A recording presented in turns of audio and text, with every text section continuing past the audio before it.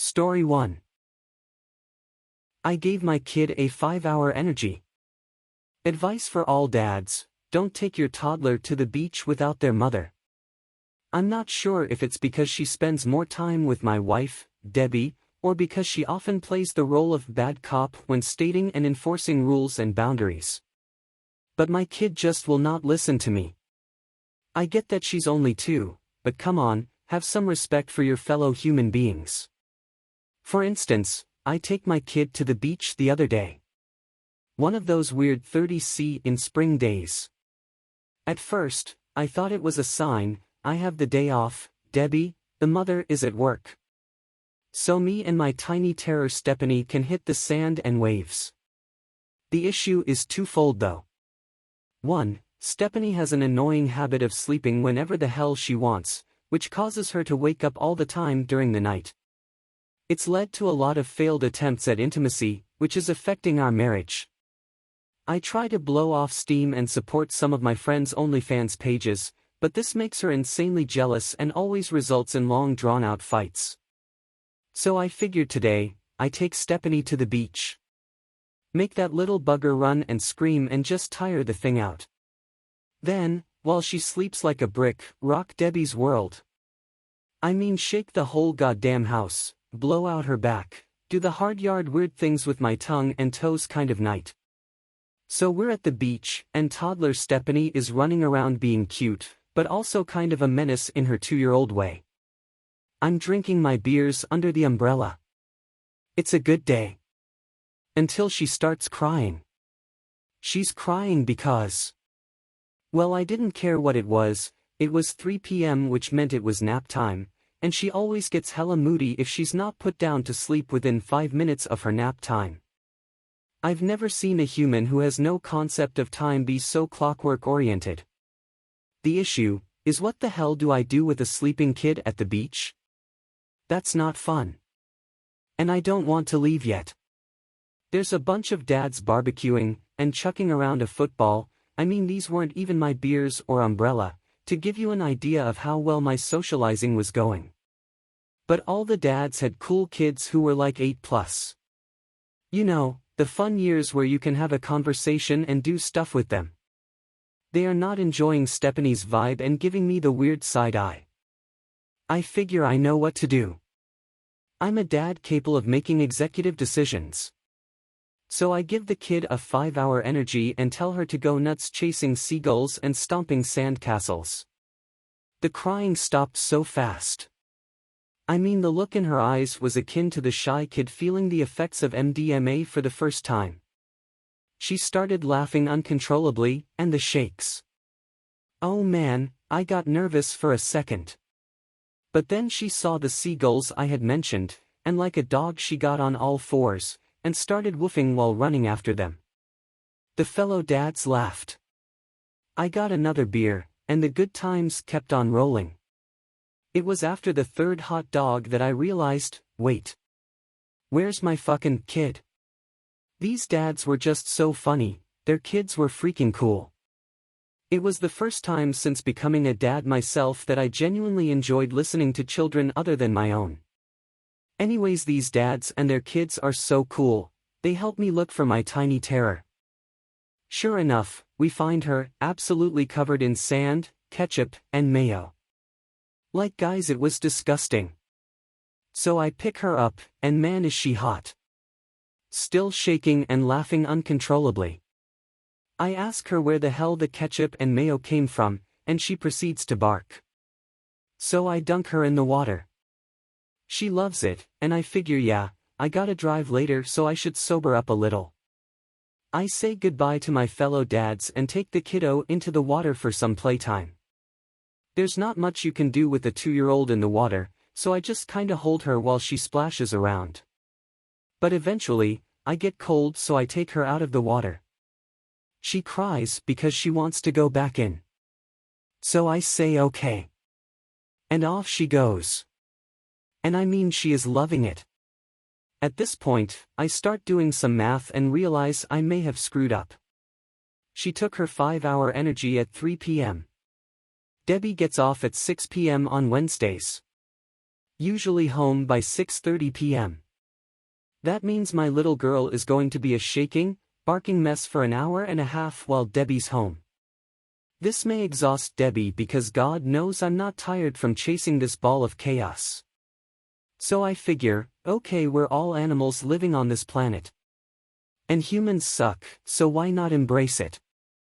And I say to Stephanie, hey princess, instead of swimming, why don't we destroy some sand castles?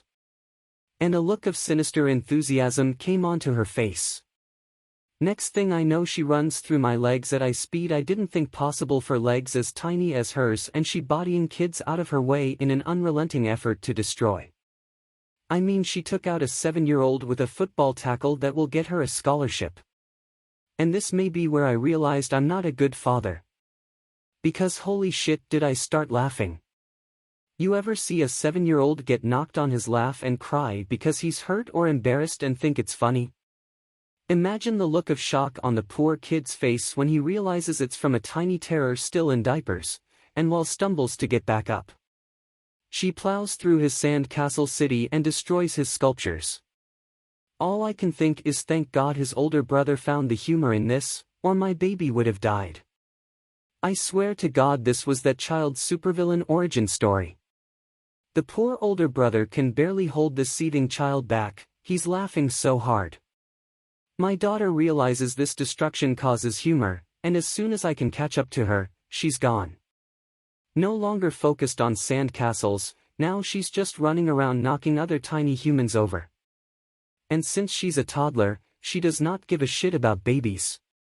It wasn't until she plowed over a child around the age of 6 months that I realized I had to stop this madness. So I tackle her.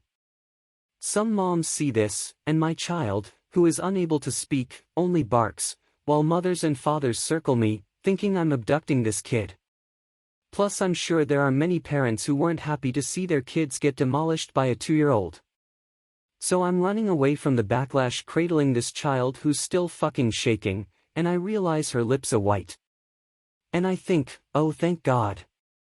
She'll pass out from dehydration soon. I just need to dehydrate this mess and it'll all be over. So I chuck my toddler in the car and peel out of the beach as fast as I can. I decide, right, gotta dehydrate the monster. So I close the windows, crank the heat, and holy shit did I almost die. The smell. 4 hours of a toddler running around on 190 milliliters of caffeine means their diaper will take a lot of abuse. Plus all the sweat. I check the time on my phone. 7 p.m., Debbie is not happy with me. Where are you? Where's my daughter? These were first 2 texts in a series of texts, missed calls, and voicemails that grew in vulgarity. It was annoying to see how little she trusted me to take care of our child. But I figured okay, gotta call the wife. I told her we were late coming home from the beach. She wanted to know if I fed her. After seeing that diaper, giving the child more food was the last thing on my mind, but it was my golden out. No, we're on our way to McDonald's now. Yes, I was going to unleash her on the playpen. Let her burn out there. And she did. Relatively fast, and with little incident. I mean, she peed a lot, but that's what diapers are for.